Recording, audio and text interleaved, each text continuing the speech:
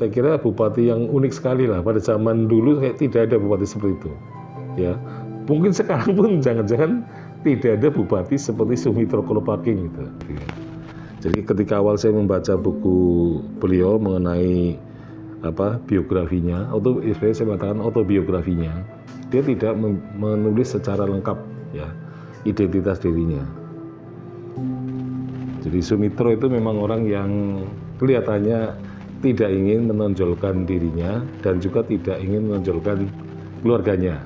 Artinya dia menceritakan tentang dirinya sendiri, tetapi banyak hal yang ditutupi gitu.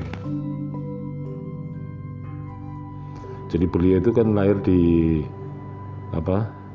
Papringan ya, pada tanggal 14 Juni 1887 di Papringan itu.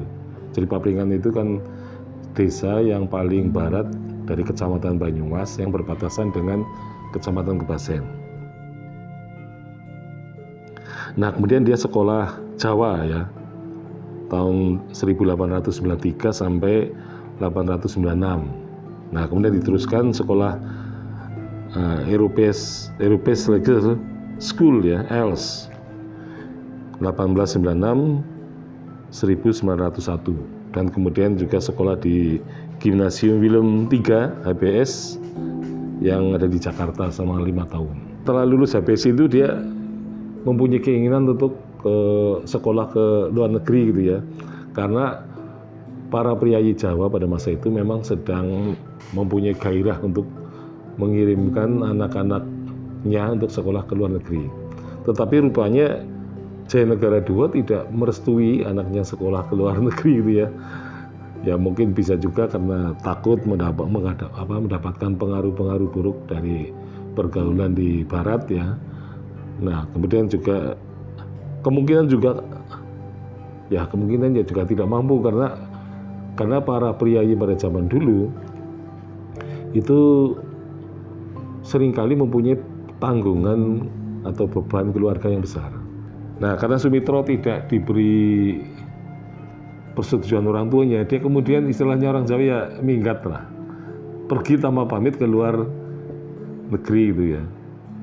Nah, kemudian karena dia tidak punya uang, maka dia meminta bantuan terhadap pamannya yang menjadi bupati di Purwokerto.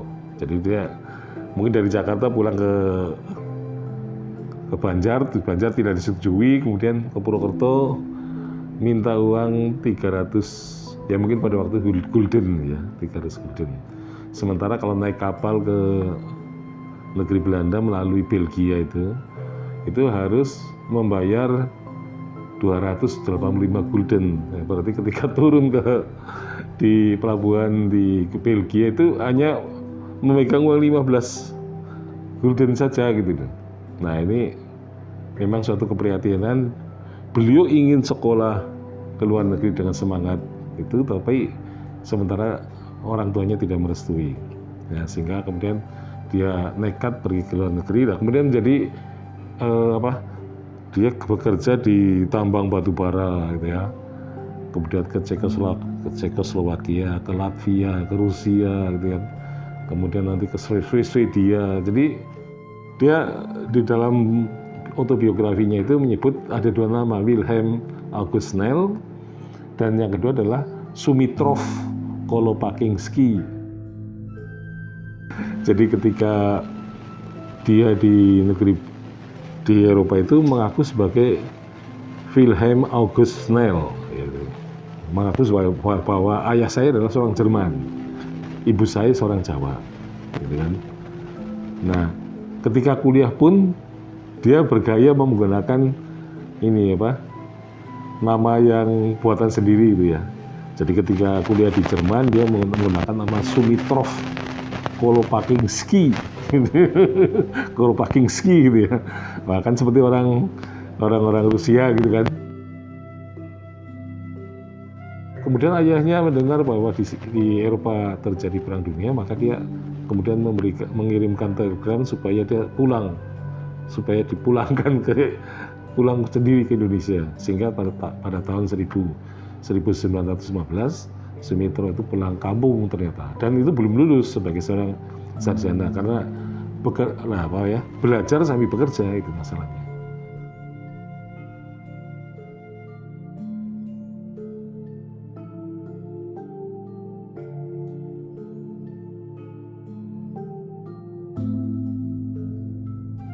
Seorang bupati itu biasanya menjabat dari bawah dulu, ada apa istilahnya, juru tulis dulu, kemudian mantri polisi, kemudian menjadi asisten wedana camat ya. Nah, kemudian bisa juga menjadi pejabat yang lain. Ada jabatan yang seperti onderkolektur. Onderkolektur itu kan yang mungkin menarik pajak dari rakyat itu kan. Nah, setelah itu menjadi wedana. Nah, kalau sudah wedana biasanya bisa juga menjadi patih gitu loh. Nah, setelah patih baru bupati. Tapi ini Sumitro kelihatannya menjadi wedana Sumbio, setelah itu menjadi bupati. Jadi itu memang agak terstruktur ya. Nah, kalau seperti itu bagus sekali memang. Nah, sehingga ketika dia menjadi bupati, dia sudah tidak asing lagi dengan pola kerja, apa tugas-tugas bupati, sehingga kemudian dia memang prestasinya lebih bagus. Dia mengetahui sistem birokrasinya, terus bagaimana pemecahan masalah yang dihadapi ketika dia menjadi bupati. Nah, sehingga bupati ini biasanya berprestasi, gelar Raden Temenggung gitu ya, Kanjeng Raden Temenggung, Kanjeng Raden Adipati, itu diberikan oleh pemerintah Hindia Belanda. Nah, jadi biasanya kalau sudah jadi Kanjeng Raden Temenggung, nanti akan menjadi Kanjeng Raden Adipati. Nah, Jayanegara I itu menjadi Kanjeng Raden Adipati. Nah, sedangkan anaknya Jaya Amiseno itu Kanjeng Raden Temenggung, kemudian akan nanti naik pangkatnya menjadi Kanjeng Raden Adipati Arya. Gitu. Nah, begitu juga Sumitro itu ya. Jadi Sumitro juga Kanjeng Raden Adipati Arya. Sumitro Kolopaking Purbanegara. Nah, Sumitro itu menjadi bupati Banjar itu ketika ditawari setelah menjadi wedana Sumbio gitu. Nah, dia tuh mau minta usulan ya kepada pemerintah Hindia Belanda bahwa saya mau jadi bupati Banjarnegara asal saya diberi keleluasaan memakai nama Kolopaking. Nah, selama ini kan nggak boleh tuh. Jayanegara tidak boleh. Ya, 1, Jayanegara juga nggak, 2 juga nggak boleh. Terus Kertanegara 1 di Karanganyar juga tidak boleh. Kemudian anaknya lagi Sukadis Kartanegara yang kedua di Karanganyar juga tidak boleh menjadi bupati menggunakan nama Kolopaking. Nah, Sumitro Kolopaking itu meminta kalau saya dijadikan bupati Banjar, saya harus diperbolehkan memakai nama Kolopaking, kemudian ditambah nama Purbanegara. Jadi Purbanegara itu buyutnya dari Ambal.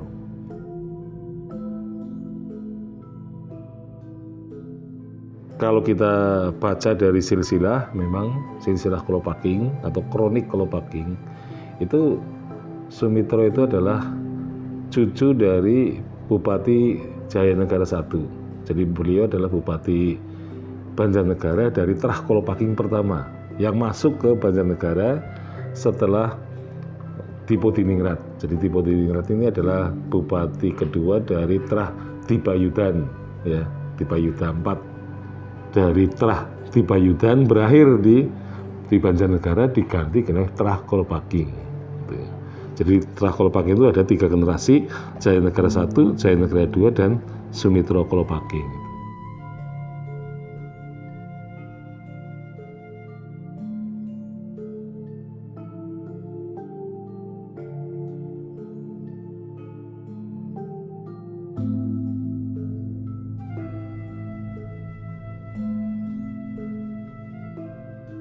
Nah, dia rupanya ketika pulang kampung dan menjadi bupati itu dia begitu.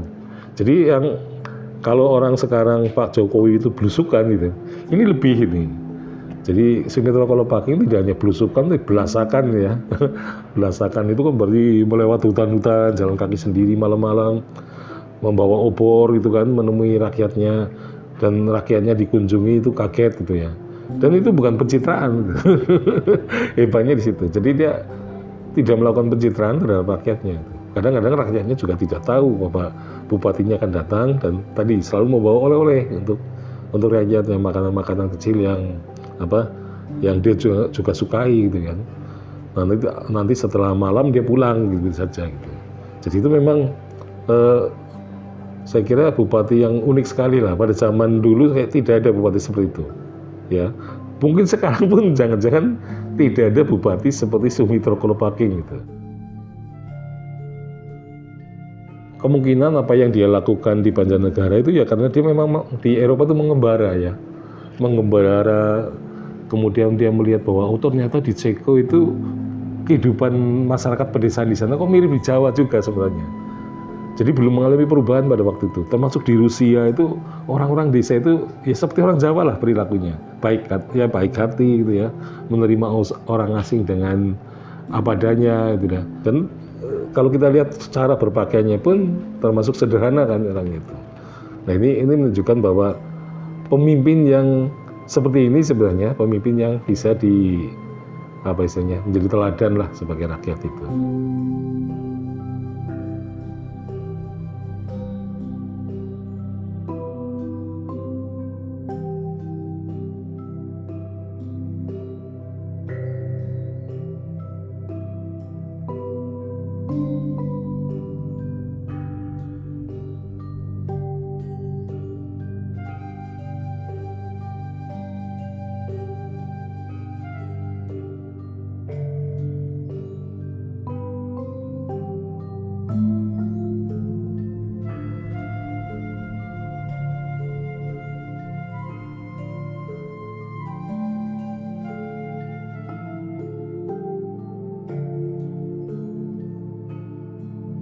Jadi kalau dilihat dari sikap hidupnya itu orang yang sederhana lah, sederhana sekali orang itu.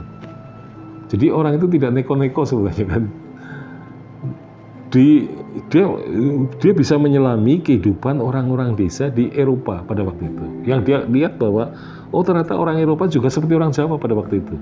Yang kedua kelihatannya dia seorang yang sumeleh ya, orang yang ibaratnya tidak mengejar kehidupan duniawi yang terlalu besar ya. Dia dari tahun 26 sampai 49 menjadi bupati Banjarnegara 3 zaman ya, dari Belanda, Jepang dan Republik. Komite Nasional itu meminta supaya ada pemilihan kepala daerah. Tidak ada ya kepala daerah atau bupati keturunan dari bupati sebelumnya. Itu sudah tidak diakui lagi pada zaman itu. Dan mungkin itu suatu hal yang mungkin kalau bagi para ningrat itu pukulan yang keras juga.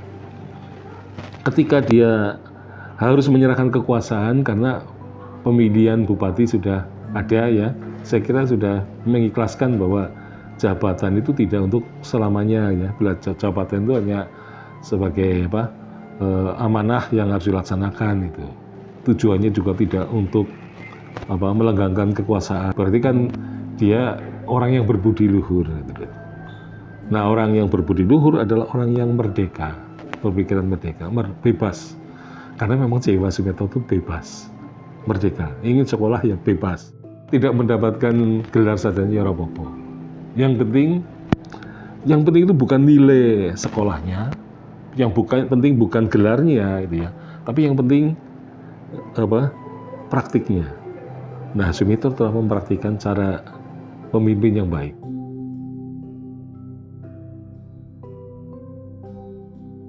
Berarti dia mempunyai sikap hidup bahwa budi baik orang lain dibawa mati, sampai ingat dibawa mati. Tapi kalau diri sendiri, saya tidak ingat lagi. Nah itu kan dia ikhlas, tapi kalau ada orang baik kepada saya wajib membalas. Walaupun membalasnya dengan kebaikan juga gitu kan, dan harus mengingat setiap saat, bahkan mungkin sampai mati pun harus ingat gitu. Orang itu telah berbuat baik pada saya.